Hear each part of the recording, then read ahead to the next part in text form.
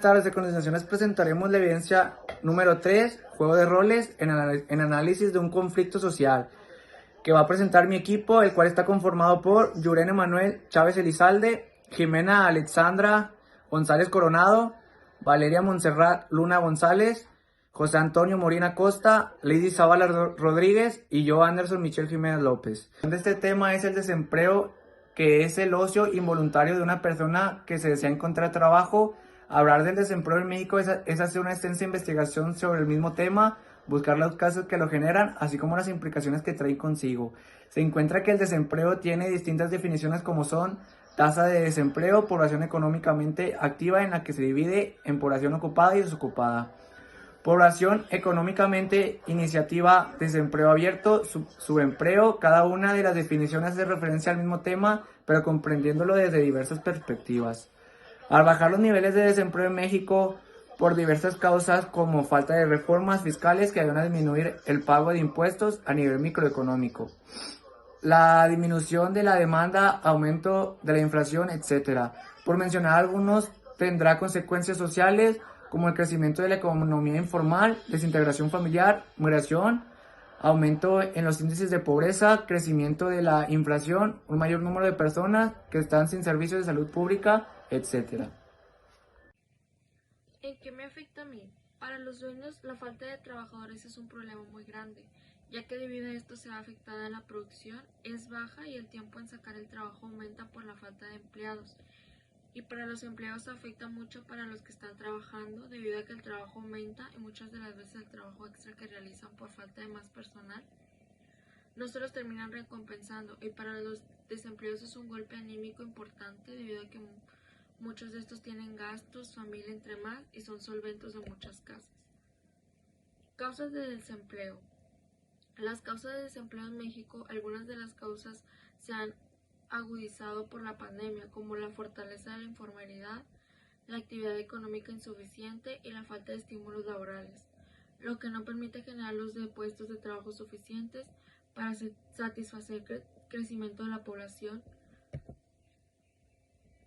¿Qué consecuencias nos trae el desempleo? Origina el desequilibrio de la fuerza laboral, que trae consecuencias de gran impacto tanto social como económico, de las que podemos destacar la migración, la economía informal, pobreza y precarización salarial, así como un importante incremento de la delincuencia. Desintegración familiar. Esta consecuencia se deriva de la migración por desempleo, ya que cuando esto ocurre, el proveedor de ingresos tiene que desintegrarse de la familia en busca del bienestar económico. La migración. Esta consecuencia es una de las más comunes que genera el desempleo. Si bien se sabe, Estados Unidos registra muchos mexicanos en su territorio, ya que las remesas son más factibles que en México y por la consecuente la manera de generar dinero es más accesible. El suicidio. El desempleo le genera al individuo baja autoestima, pues es que al no sentirse productivo y no encontrar un empleo en donde desarrollar sus capacidades y conocimientos, la persona no encuentra su sentido de utilidad y son propensos a presentar un cuadro depresivo y desesperanza, y de esta manera se hace notar lamentablemente. Contrapuntos. Con los motivos expuestos y evidencias que se mostraron anteriormente, podemos decir que hemos llegado a este veredicto. La tasa de desempleo en el país cerró en 4.6 en el último trimestre de 2021. Incrementó entre 1.2 puntos porcentuales frente a la de 3.4 del mismo periodo del 2020, indicó el Instituto Nacional de Estadística y Geografía, INEGI. El INEGI añadió que hasta enero la población económicamente activa, PEA, acumulaba una disminución anual de 2.5 millones de personas de los 12 millones que salieron del PEA en abril. El peor momento hasta de la crisis por la pandemia hasta ahora se han reintegrado unos 9 millones de personas, detalló el instituto. La población que se encuentra sin trabajar estaba disponible y que estuvo buscando un trabajo fue del 4.7 del PEA porcentaje, porque el mismo mes del año anterior fue de 3.8 en términos absolutos de la población. Desocupada fue de 2.6 millones de personas. 421,000 personas más que en enero del 2020, indicó el INEGI. La ocupación informal en enero del 2021 ascendió a 28.9 millones y situó la tasa en el 55.6, cifra inferior en 0.6. Enero del 2021.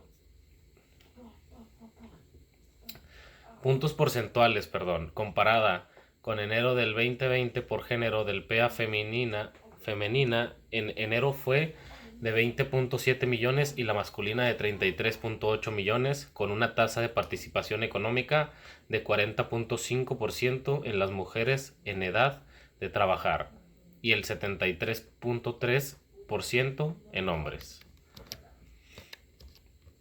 Veredicto: la tasa de desempleo en el país cerró en 4.6% en el último trimestre del 2020, un incremento de 1.2 puntos porcentuales frente al 3.7% en el mismo periodo del 2021, indicó el Instituto Nacional de Estadística y Geografía, INEGI.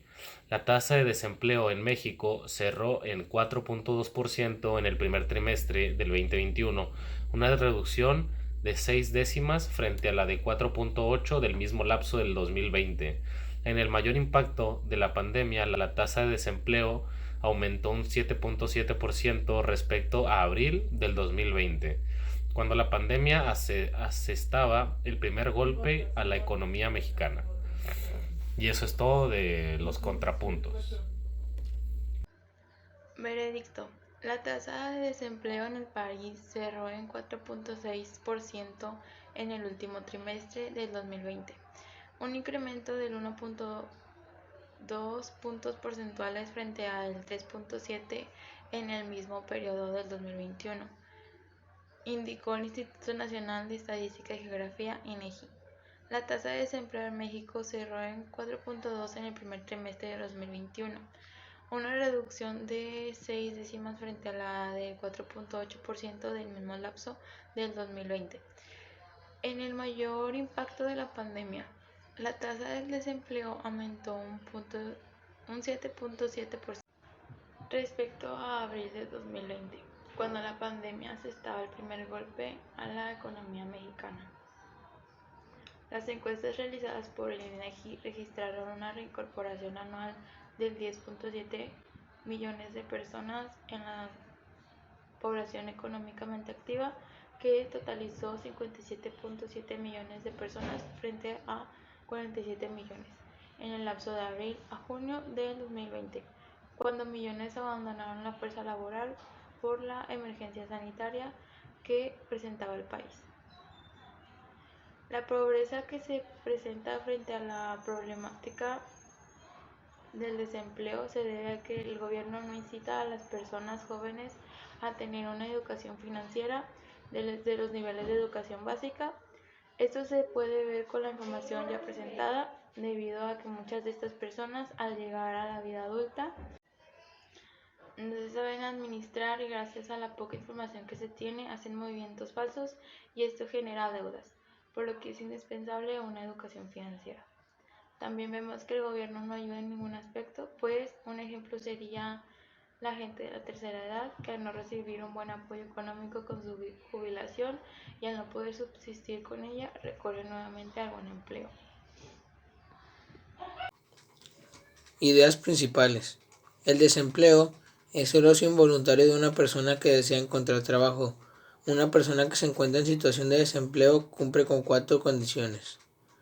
Está en edad de trabajar, no tiene trabajo, está en busca de trabajo y está disponible para trabajar. También es conocido como paro o nivel de desocupación. En este orden de ideas, el desempleo es un fenómeno involuntario tanto del lado de los individuos como del lado de las empresas. Esto es, las personas que desean emplearse son contratadas y las empresas, al existir desempleo, no reciben los ingresos que serían posibles si hubiese pleno empleo o si el desempleo fuera menor. Causas del desempleo.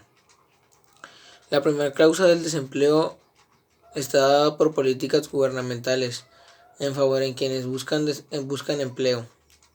Cuando el tiempo que tardan los trabajadores en encontrar trabajo que mejor se ajusta a sus gustos y a sus calificaciones se excede de cierto margen. Entra a funcionar el seguro de desempleo, que es un programa público que, aunque protege la renta de los trabajadores, aumenta la cantidad de desempleo friccional. La segunda causa es por la economía. Siempre tiene algún nivel de paro, es la legislación sobre el salario mínimo. Esta legislación, al obligar a pagar a los trabajadores no cualificados y sin experiencia un salario superior al equilibrio, eleva la cantidad ofrecida de trabajo y reduce la demanda. El exceso de trabajo resultante representa el desempleo. La tercera causa es el poder del mercado, de los sindicatos. Cuando estos consiguen los sectores sindicalizados unos salarios superiores a los de equilibrio, crean un exceso de trabajo. La cuarta causa se refiere a la teoría de los salarios de eficiencia. Según esta teoría, a las empresas les resulta rentable pagar unos salarios superiores a los del equilibrio, unos elevados salarios que pueden mejorar la salud de los trabajadores, reducir su rotación, mejorar su calidad y aumentar su esfuerzo. No podemos negar que una de las tendencias más notables en las últimas décadas ha sido el crecimiento de la inseguridad laboral. En el mundo hay una cantidad inimaginable de trabajadores que deben tolerar condiciones laborales precarias, inseguras, inciertas e impredecibles. Los índices de desempleo son de por sí un motivo de preocupación y ni siquiera representan a la gran mayoría de personas que trabajan y no cuentan con un empleo decente, un salario digno, un futuro seguro, la protección social ni el goce de sus derechos.